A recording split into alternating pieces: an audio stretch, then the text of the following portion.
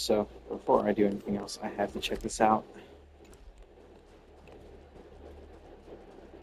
There is something I missed at the end of 3.3 event stuff.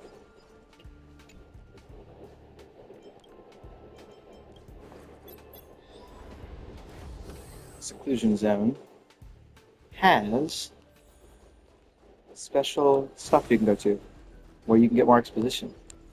I'm pretty sure I've heard of Emperor's Scepter once. I don't remember what from before, but I do believe it has been mentioned. But this is where we can get some direct information. I will probably be reading through a bunch of stuff now. Yep. Um, I've always been interested in lore stuff, so I'm very excited to see what all I can get for information regarding things like the Emperor's Scepters from other mediums as well as seeing, because I'm pretty sure, if I know correctly, the Lord Ravager wasn't really brought there, but born on Emphorius. So there might not be any specific name we'll find. There are four bubbles here if you come down here, which some people might only notice if they're coming to do this, which I haven't done in a while. I don't think I really need any of them. I think for you is the only exception. Is who I need them for. Yeah, the character I'm building right now. Or that I'd still be building that needs them. And you don't. You actually need Fantalia. I'm not actually building you. I guess I am building Fantalia. You're gonna be, yeah, good Colia. Good Colia.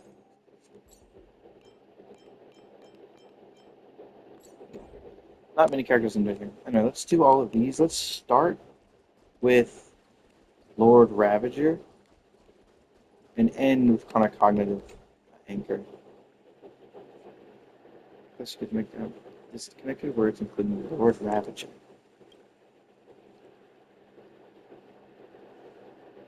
Not long ago, Fuli's gaze swept across Emphorius, combined with the intel Madame Perdic gathered on this journey. Emphorius might soon trigger the rage of the Lord Ravager. Lord Ravager Fantilia confronted her on Lucian Joe and later gained some relevant information from her. I wonder if the destruction secretly brewing behind Emphorius comes from renowned overlords like Sephro, Solanova, and Iron Team, from one still unknown to the world like Fantilia.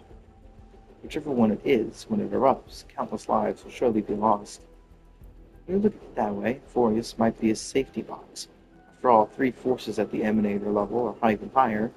If they were to come to blows, it would be far more explosive than Chadwick's bombs. If that's true, would Trailblazer and Dalhong be in extreme danger in Emphorius?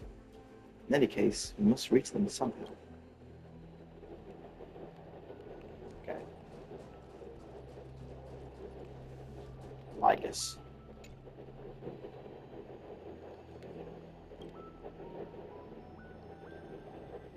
Based on Madame Hearn's account, the intelligent named Lycus has also been bathed in Lucy's gaze. Having such an entity guarding Euphorius will likely make our plans extremely difficult to execute. Fear not, I've come prepared. We'll fight magic with magic and science with science. Beating machine brain with machine brain. I appreciate Madame Herta's confidence in me. But before we delve into this discussion, there's something I must ask. Did you actually enter the world of Euphorius? This just really means that Euphorius you entered, Madame Herta, might have been a cognitive barrier constructed by Lycus, similar to the power of harmony. Manipulating my cognition without my awareness, that might be beyond even an emanator of harmony. Screwy, you're saying the world I entered was just a firewall? Precisely. I fear it wasn't a simple firewall at that. Euphorius uses space as its first barrier. For Manperda, crossing this barrier is child's play. However, the second barrier is time itself. Explains it that Manperda mentioned observing traces of the two nameless in the world of Euphorius, which appear to be both residual memoria and data materialization, which means that at various moments, Trailblazer Dogman's paths have overlapped with Manperda's. On the bright side, this at least confirms they landed safely and made some successful progress in the Trailblaze. Okay, time and space, that makes sense. And that's why I remember so they don't make it. Emperor's Scepters. This is a lot of helpful information and piecing things together. My long existence, I have certainly come across worlds that use space-time as barriers. Are you any familiar with the scepter's Emperor's Scepter? A colossal system among Emperor Rupert II. Okay, so it is Emperor Rupert. A collection of scepters operated by anti-life equations and created to stimulate destruction scenarios for innumerable civilizations. Even amid the scholar's strife, when other scepters were depleted of computing power, none dared employ such indomitable erudition weapons. They were either sealed forever or cast into distant stellar abysses. Scooby, where did you come across such a sinister artifact?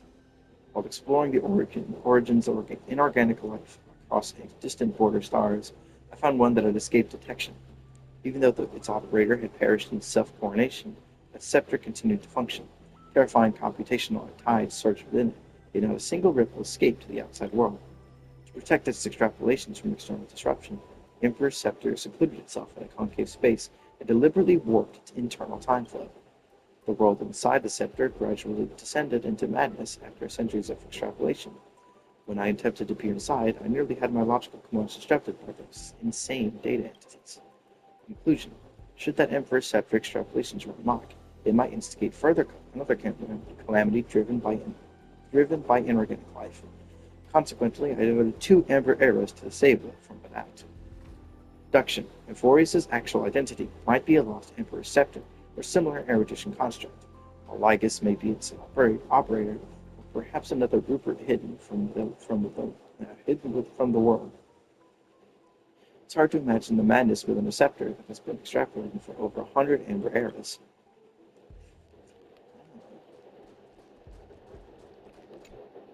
Chrono, chrono, Chronocognitive barrier.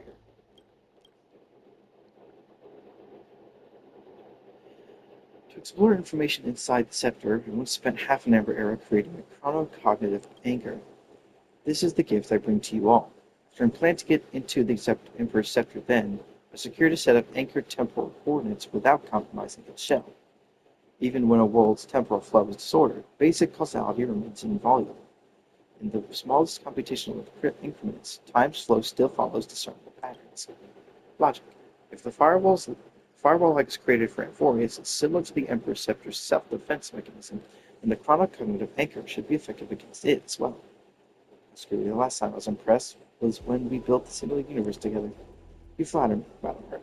It's just a minor invention, not satisfying to use, but it serves its purpose. While I still have some questions, Mr. Screwham's gift will surely help us reach Trailblazer and Don Hunt. Premises: we have the temporal coordinates of those 2 brave nameless, and the chronocognitive anchor actually works on Amphorius. The first is easy. I've seen their residual memory in the firewall, which work perfectly as reference points. As to the latter, well, there's only one way to find out.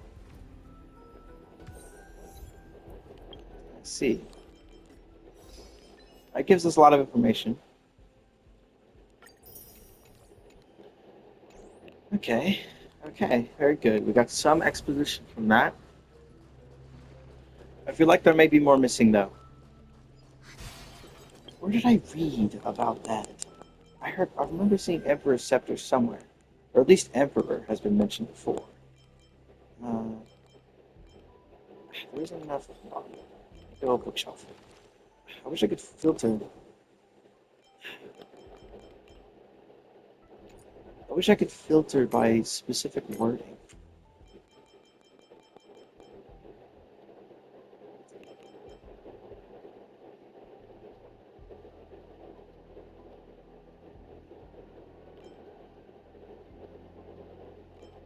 For the word Emperor.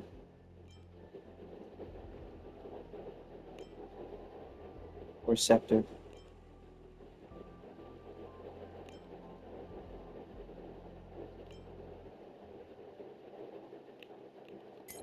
It's going to be anywhere. It's going to be the Sanjo.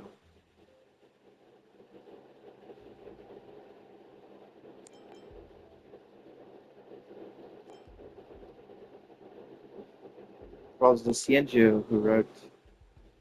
I don't know what it's called. It's a book about the entire history of the universe.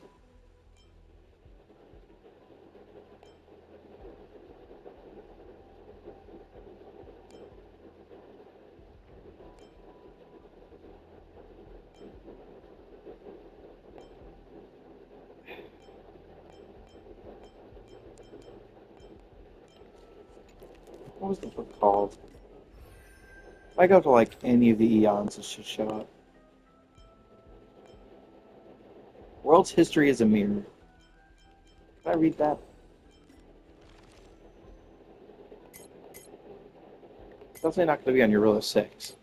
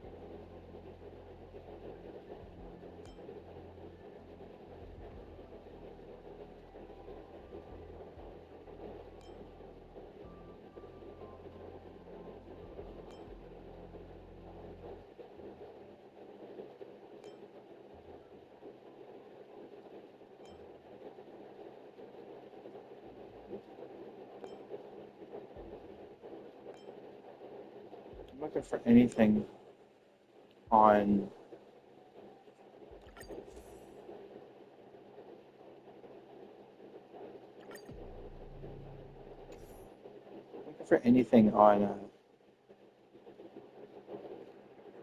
what's the word? Anything on the Dawn device.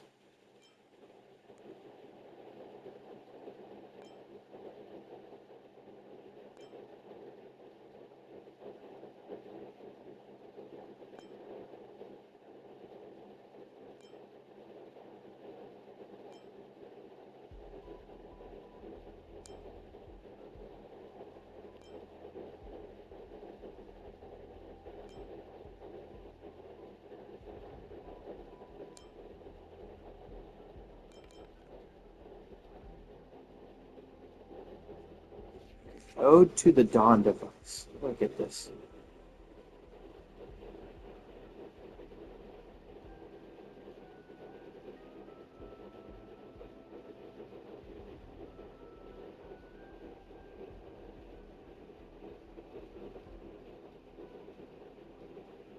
Where do I find it?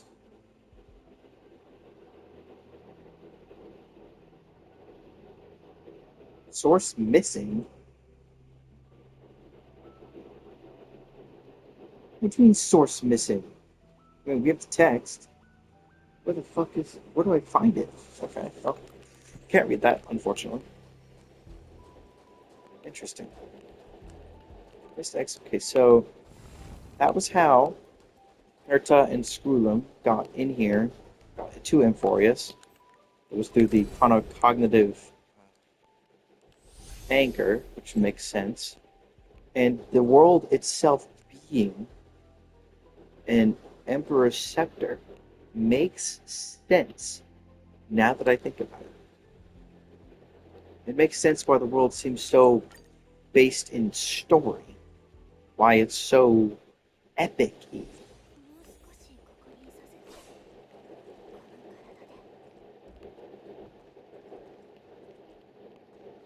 So, huh. I hate that there's so many angles where you can't see the thing. There's a better angle. Still so crazy that that's an Emperor's scepter. And it's basically what's changing this world around us. It's a giant object of the erudition.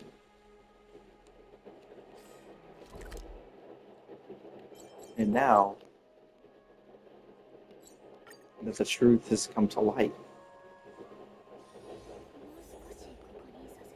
it has become that. It's constantly emanating the power of erudition and making this world an ever-repeating story. Over and over and over again. But now that we're an outside force, we're not in it. But it's interesting that we've been introduced because this place seems to be chaotic in time, which is why its first barrier is space, and why it's so hard to try and leave it because it's a self-contained story. That's why the outside doesn't seem to be ever seen. The first barrier of space, which could be wiped away temporarily by Black Swan or completely ignored by Herta. But then time, because it's so complex, was such a hard one to get through.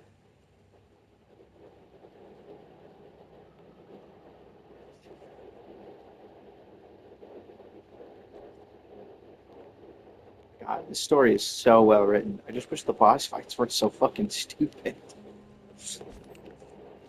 Is that thing still like an enemy? Is that like a thing now? I can't tell because none of these are here. Because apparently I didn't lock it.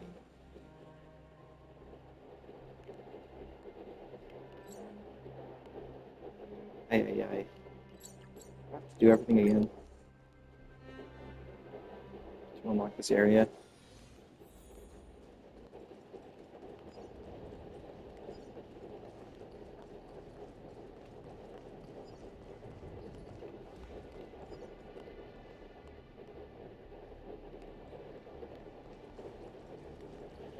Yeesh. Yeah, this story was certainly something, I must say.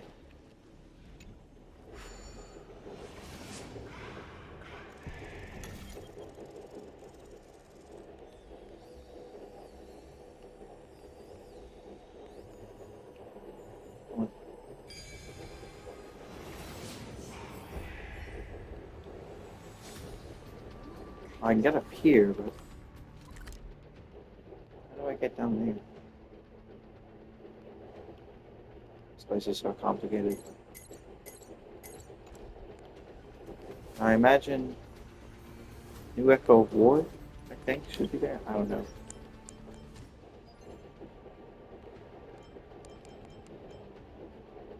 Yeah, it is. I'm actually in the wrong area. It's actually in the Fortress of Dome. Up here.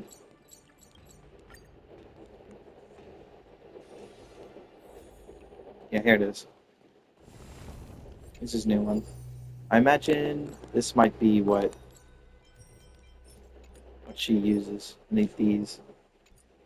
I hate this boss fight though. It's fucking stupid. I hate it. I mean, I have to do that tomorrow. Yeah. Yeah, that's all for now. At least it'll be easy with my own team. And make a team specifically for it as well. Just, uh, the goal is to just hit as many times as possible. So, I mean, I gotta grab people with AoE attacks. I guess I could just Gallagher, Misha. Two healers makes it easy. I never change teams. And this I'll have to do tomorrow. Bit of a weird team. It's not really based around what I normally base teams around, but it works. Okay, well, that was interesting.